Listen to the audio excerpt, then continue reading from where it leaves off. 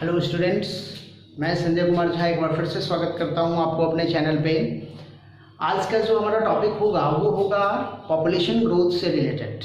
उसी के मॉडल के बारे में हम लोग बात करेंगे, पॉपुलेशन ग्रोथ मॉडल।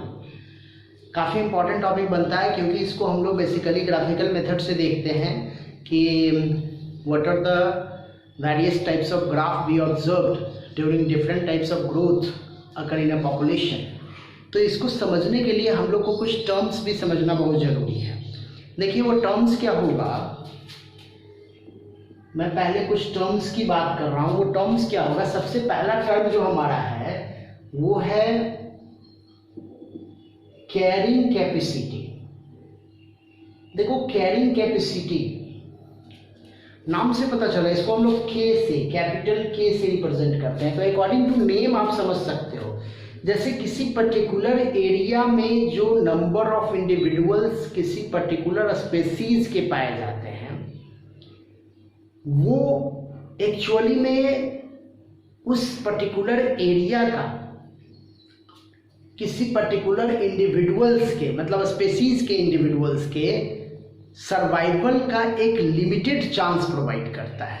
मतलब कि एक खास पॉपुलेशन के बाद अब उससे ज़्यादा इंडिविजुअल्स उस पर्टिकुलर एरिया में सर्वाइव नहीं कर सकते, है ना। हम कह सकते हैं कि it is the maximum number of individuals of a population that can be supported by the sources for the survival point of view.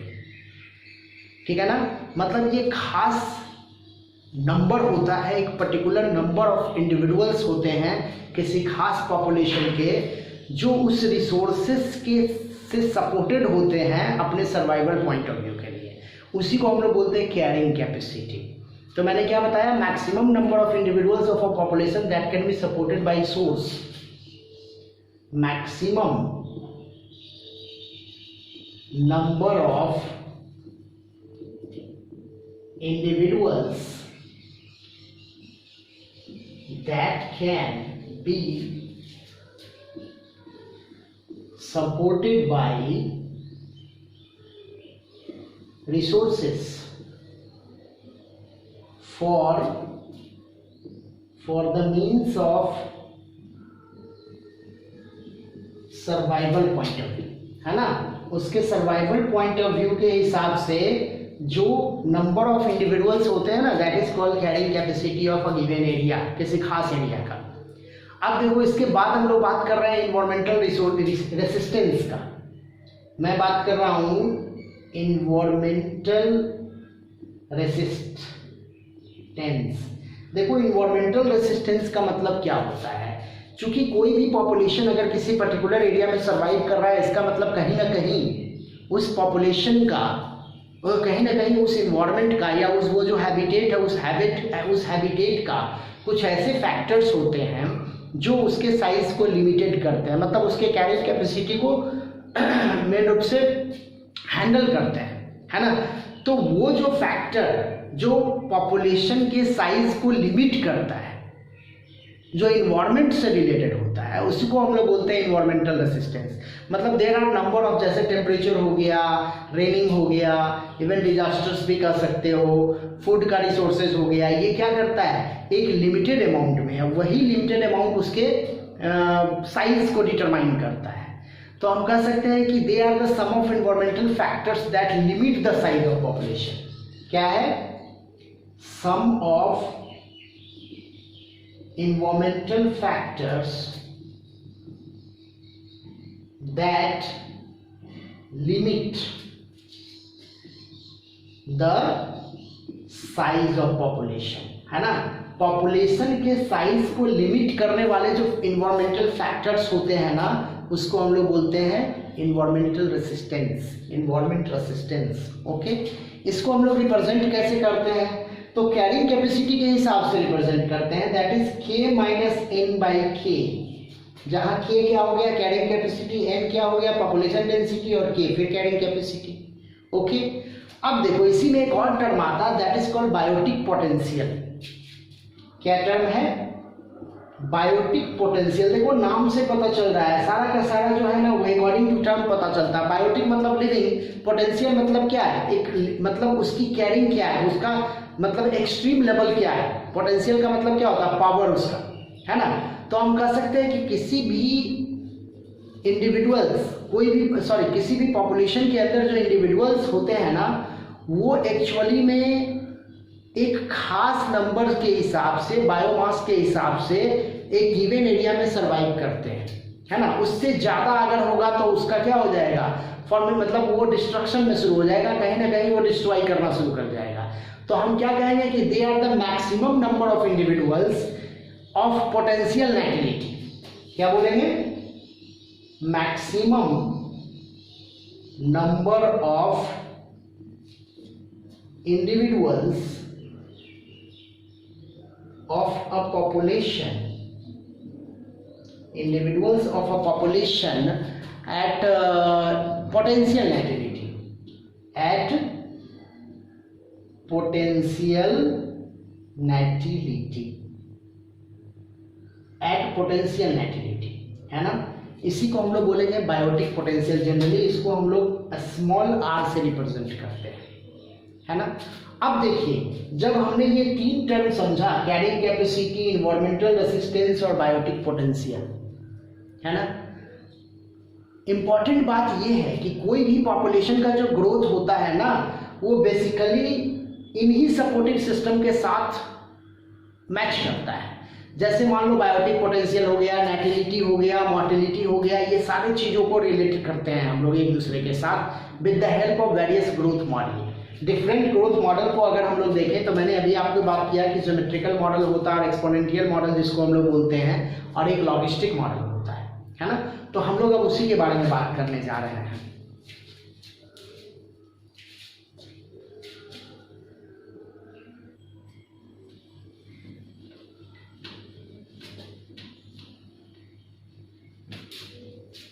तो देखिए स्टूडेंट्स, अब हम लोग बात करने जा रहे हैं वेरियस मॉडल। तो सबसे पहले हम लोग बात करेंगे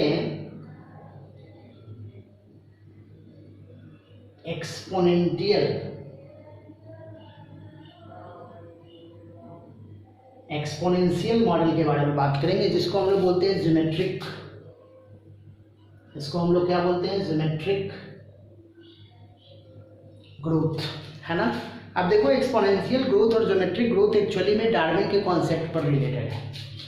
हम कह सकते हैं according to Darwin, Charles Darwin का कॉन्सेप्ट आपको याद होगा कि इन्होंने कहा था कि if there are unlimited resources present in our surroundings then the power of growth, power of reproduction of organism is very high, है ना। ऑर्गेनिज्म बहुत तेजी से अपने आप को क्या करता है, ग्रोथ करता है, मतलब उसके पॉपुलेशंस बहुत तेजी से बढ़ते हैं। ऐसा कुछ बात बताया गया था डार्विन के द्वारा, है ना। तो एक्चुअली में इंक्रीजिंग और डिक्रीजिंग पॉपुलेशन जो होता है ना एक गिवन टाइम में, उसको हम लोग रिप्रेजेंट करते हैं बर्थ रेट से, डेथ रेट से, है ना। हम कह सकते हैं कि increasing and decreasing of population density represented by birth rate and क्या, डेथ रेट, जिसको हम लोग नेटिलिटी और मोर्टेलिटी के नाम से जानते हैं। तो एक गिवन टाइम में एट पर्टिकुलर टाइम अगर हम लोग देखें, एक पर्टिकुलर टाइम कहने का मतलब इफ दैट इज टी, एक पर्टिकुलर टाइम में डेंसिटी का जो चेंजेस होगा उसको हम लोग क्या बोलेंगे, dn/dt।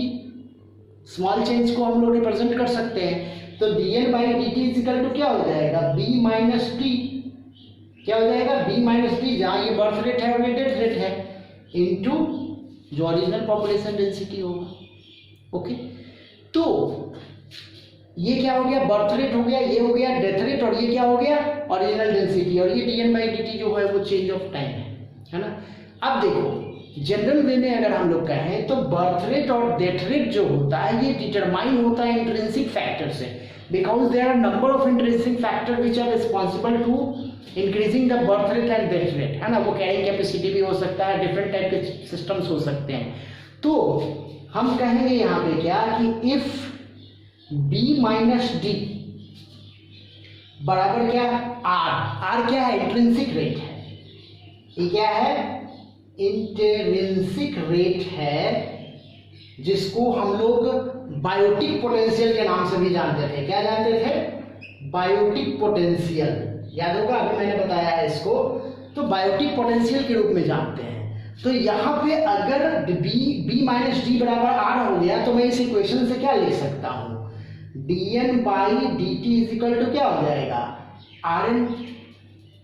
ओके, तो ये जो आप देख रहे हो ना, एक्चुअली में क्या है, ये ज्योमेट्रिकल ग्रोथ का जो या एक्सपोनेंशियल ग्रोथ का रिप्रेजेंटेशन है किसी भी ग्राफिकल सिस्टम में। ओके, जनरल वे में अगर हम लोग इसको लॉगरिथम के टर्म में देखते हैं तो इसके लिए एक और टर्म यूज किया जाता है, एक और इक्वेशन यूज किया जाता है, that is N T is equal to N not R E T. ये भी सॉरी आर ई टी नहीं, ई आर टी। ओके, हम लोग ऐसे भी रिप्रेजेंट करते हैं, जहां एन टी क्या है, पॉपुलेशन एट गिवन टाइम है, एन नॉट क्या है, इनिशियल पॉपुलेशन है। ये क्या हो गया, पॉपुलेशन एट गिवन टाइम, एक खास टाइम के बाद पॉपुलेशन है, जहां पे एन नॉट क्या हो गया, पॉपुलेशन डेंसिटी इनिशियल, है ना, ये इनिशियल पॉपुलेशन डेंसिटी है। ई जो है वो क्या है, ई एक्चुअली में क्या है, तो देखोगे ई जो होता है ना वो बेस ऑफ लॉगरिथम माना जाता है, इसको हम लोग बोलते हैं बेस ऑफ लॉगरिथम, और इसका वैल्यू जो होगा ना वो कांस्टेंट होगा, ये कांस्टेंट वैल्यू होता है, और इसके वैल्यू को हम लोग कितना लेते हैं, दैट इज 2.71828, 2.71828 ये वैल्यू लिया जाता है इसका। जनरली आप देखोगे इस इक्वेशन का यूज आपको हायर क्लासेस में पढ़ना है कि अगर मान लो एक गिवन पॉपुलेशन दिया हुआ है, जैसे मान लीजिए हमने कहा कि किसी पर्टिकुलर स्पेस मतलब जगह पे, जैसे मान लो इंडिया का पॉपुलेशन अगर हम लोग देखते हैं, या एक पर्टिकुलर लोकेशन का पॉपुलेशन है, मान लीजिए मैं कहता हूँ एक पर्टिकुलर लोकेशन का पॉपुलेशन जो है वो 200 मिलियन है। ओके, एक खास समय के बाद, मतलब दैट इज टी क्या हो गया, टाइम, और आर क्या हो गया, रेट। आर क्या हो जाएगा, रेट। जिस हिसाब से मान लो कि 24 या 20 इयर्स के बाद क्या हुआ कि पॉपुलेशन जो था वो 0.2% इंक्रीज कर गया। Okay, then what is the new population, समझ रहे हो। मान लो एन नॉट का वैल्यू आपको दे रहा है 200 मिलियन, एन नॉट का वैल्यू आपको दिया 200 मिलियन, ई का वैल्यू आपको पता है दैट इज 2.718, और मैंने क्या बताया कि रेट जो है ना, ग्रोथ रेट जो है वो मान लो है, आर का वैल्यू मान लो 0.2% दिया हुआ है, और टाइम मैंने दे दिया मान लीजिए 20 इयर्स। ओके, तो देखिए ये वैल्यू को आप इसमें पुट कर सकते हो। 0.2% कहने का मतलब क्या हो गया, 0.2/100, तो इसको हम लोग 0.002 भी कर सकते हैं। ये वैल्यू किसका हो गया, आर का हो गया। टी वैल्यू आपका 20 इयर्स दिया हुआ है, एन नॉट वैल्यू आपका दिया हुआ है, तो एन टी निकल जाएगा ना। बट ये एक कॉम्प्लेक्स मैथमेटिकल सिस्टम है, मतलब आप जनरल वे में इसको निकाल नहीं सकते, आपको कैलकुलेटर यूज करना पड़ेगा। हालांकि इससे रिलेटेड इस टाइप का क्वेश्चन आपको आता नहीं है ना। तो ये हमारा जो है ना वो लॉगिस्टिक टर्म में बताया जाता है ना, मतलब लॉगिस्टिक नहीं कह सकते, एक्सपोनेंशियल टर्म में बताया जाता है। ओके, आप देखिएगा इससे रिलेटेड कुछ डेटा आपको दिया हुआ है, जैसे आर का वैल्यू जो है वो दिया गया है ह्यूमन पॉपुलेशन का इंडिया में, दैट इज 0.025205, दैट इज 0.0205 दिया हुआ है ना। तो इस तरह से आप क्या कर सकते हो कि पॉपुलेशन के रेट को आप डिटरमाइन कर सकते हो। ऐसे में एक और बात बता दूं कि जो first census of human population India में स्टार्ट हुआ था ना वो 1872 में स्टार्ट हुआ था। फर्स्ट कह सकते हैं, फर्स्ट सेंसस कह सकते हैं हम, फर्स्ट सेंसस इन इंडिया, है ना। इंडिया में जो फर्स्ट सेंसस स्टार्ट हुआ था ना वो 1872 में स्टार्ट किया गया था। ओके, तो ये हमारा है क्या, एक्सपोनेंशियल। अगर इसका ग्राफिकल वैल्यू देखिएगा, अगर आप इसको ग्राफिकली रिप्रेजेंट कीजिएगा तो ग्राफिकली रिप्रेजेंट करने के लिए आप देखिएगा इसका जो ग्राफ का नेचर होगा ना, नेचर ऑफ ग्राफ जो इसका होगा वो होगा जे शेप्ड। इस तरह से आपको क्या मिलेगा, जे शेप्ड ग्राफ मिलेगा। मैं ग्राफ जब बताऊंगा तो वहां पे मैं इसके बारे में बात कर लूंगा, that is J shaped graph. ये ग्राफ जो आपका मिलेगा वो जे शेप्ड मिलेगा। ओके, तो इस तरह से हमने समझ लिया क्या कि हाउ डज एक्सपोनेंशियल पॉपुलेशन जो है वो इफेक्टेड होता है या फिर उसका क्या नेचर होता है। ओके, अब हम लोग बात करने जा रहे हैं इसका कुछ एग्जाम्पल का। तो देखिए एग्जाम्पल को अगर हम लोग देखें तो जैसे अलगल ब्लूम हो गया है ना, एक खास पीरियड में क्या होता है कि अलगी का अमाउंट बहुत तेजी से बढ़ता है किसी पर्टिकुलर वाटर बॉडीज में। अगर आप देखिएगा जैसे बरसात के समय में, रेनी डेज में आप देखोगे तो क्या होता है, इंसेक्ट का पॉपुलेशन बहुत तेजी से बढ़ता है। मतलब वो अपने कैरिंग कैपेसिटी से बाहर चला जाता है। मान लो किसी खास जोन में, मान लो इस एरिया में कोई पर्टिकुलर टाइप के इंडिविजुअल्स रह रहे हैं, मान लो इंसेक्ट रह रहा है, तो क्या होगा, वो स्प्रेड आउट करना शुरू हो जाएगा, मतलब एक्सप्लोजन हो जाएगा, है ना। हालांकि वो एक्सप्लोजन जो होता है ना कहीं देखिएगा एक गिवन टाइम के बाद स्टॉप कर जाता है ना, मतलब इन्वायरमेंटल रेसिस्टेंस की वजह से वो क्या होगा, एक खास समय के बाद स्टॉपेज कर जाता है। वो जैसे ग्राफ जो होगा ना वो स्टॉप कर जाता है। क्यों? क्योंकि इन्वायरमेंटल कैरिंग कैपेसिटी जो है वो है नहीं, इन्वायरमेंट उसको प्रॉपर वे में कैरी नहीं कर सकता है। ओके, तो इस तरह से हम लोगों ने देखा क्या, एक्सपोनेंशियल ग्रोथ। अब हम लोग बात करेंगे लॉजिस्टिक ग्रोथ का। तो देखिए लॉजिस्टिक ग्रोथ क्या है। जनरली आप लॉजिस्टिक ग्रोथ में कहोगे, जनरली हम लोग लॉजिस्टिक ग्रोथ में कहते हैं कि कैरिंग कैपेसिटी का बहुत इंपॉर्टेंट रोल होता है, मतलब लिमिटेड रिसोर्सेज कहीं ना कहीं इसको डिटरमाइन करता है। So carrying capacity plays very important role, है ना। और दूसरा मैंने क्या बताया कि लिमिटेड रिसोर्सेस, है ना। लिमिटेड रिसोर्सेज और कैरिंग कैपेसिटी ये दोनों मिलकर के डिटरमाइन करते हैं ग्रोथ ऑफ पॉपुलेशन डेंसिटी का, या पॉपुलेशन डेंसिटी के फैक्टर्स को रिप्रेजेंट करते हैं। तो इसको हम लोग क्या बोलेंगे, dn बाई dt, ये मेरा ग्रोथ रेट हो गया। इसको हम लोग रिप्रेजेंट करते हैं Rn, और आपको याद होगा कैरिंग कैपेसिटी के बारे में मैंने बताया था k minus n by k। ओके, तो इस तरह से कुछ हमारा ग्राफ, मतलब ये रिप्रेजेंट किया जाता है किसको, लॉजिस्टिक ग्रोथ को। मतलब ये ग्रोथ जो हमारा होता है ना वो एकदम लिमिटेड होता है। ये ग्रोथ मेरा क्या है, लिमिटेड है। अगर हम लोग इसको ग्राफिकली रिप्रेजेंट करते हैं तो देखिए यहाँ पे हम क्या लिख देंगे, पॉपुलेशन डेंसिटी। यहाँ पे हम लोग क्या लिखेंगे, पॉपुलेशन डेंसिटी। ओके, और यहाँ क्या हो जाएगा मेरा टाइम। अब देखो मान लो ये मेरा कैरिंग कैपेसिटी है, ये जो मेरा जोन है ना वो क्या है भाई, तो कैरिंग कैपेसिटी को रिप्रेजेंट कर रहा है। तो जो मेरा पहला मैंने जो बताया एक्सपोनेंशियल ग्रोथ जो होगा उसमें क्या होगा, ये कैरिंग कैपेसिटी से बाहर निकल जाएगा। ये कैरिंग कैपेसिटी से क्या हो जाएगा, बाहर निकल जाएगा। इसी को हम लोग रिप्रेजेंट करते हैं किससे, तो dn by dt is equal to क्या हो जाएगा, Rn। इसी को हम लोग रिप्रेजेंट करते हैं। ये कैरिंग कैपेसिटी से आउट हो गया है, जबकि ये कौन सा ग्रोथ हुआ, इसको हम लोग बोलेंगे एक्सपोनेंशियल। ये एक्सपोनेंशियल ग्रोथ है ना, ज्योमेट्रिक ग्रोथ है। लेकिन अगर हम लोग बात करते हैं लॉजिस्टिक ग्रोथ का, तो ये क्या होगा, ये कैरिंग कैपेसिटी के अंदर ही रहेगा, ये कैरिंग कैपेसिटी से बाहर नहीं जाएगा। इसको हम लोग कैसे रिप्रेजेंट करेंगे, तो हम लोग बोलेंगे dn by dt is equal to क्या, Rn k n minus k। ओके, तो ये हमारा जो ग्राफ है वो कैसा है, एस शेप्ड है ना। ये ग्राफ मेरा क्या है, एस शेप्ड है, जबकि ये ग्राफ मेरा क्या है, जे शेप्ड है। तो इस तरह से हम लोग रिप्रेजेंट करते हैं ग्रोथ मॉडल को in the term of population ecology. Okay, तो ये टॉपिक आपका क्लियर हो गया होगा। आई थिंक ये सारा टॉपिक आपको, ग्रोथ मॉडल जो है आपको समझ में आ गया होगा।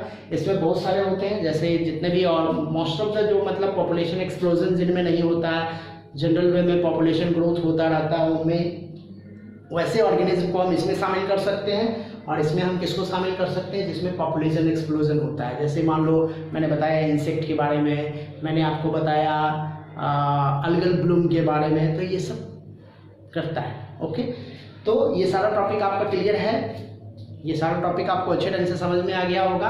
आपको इसको समझने के लिए अपने टेक्स्ट बुक को भी बढ़िया ढंग से पढ़ो और वीडियो को बार बार पॉज करके देखो। आप अगर नोट्स बनाना चाहते हो तो पॉज करके आप स्क्रीनशॉट ले करके वीडियो को देख करके आप नोट्स भी बना सकते हो, जो आपके लिए काफ़ी इंपॉर्टेंट होने जा रहा है, even examination point of view से और even NEET point of view से। ओके, तो बहुत बहुत धन्यवाद आप लोगों का इस चैनल पे बने रहने के लिए। Thank you.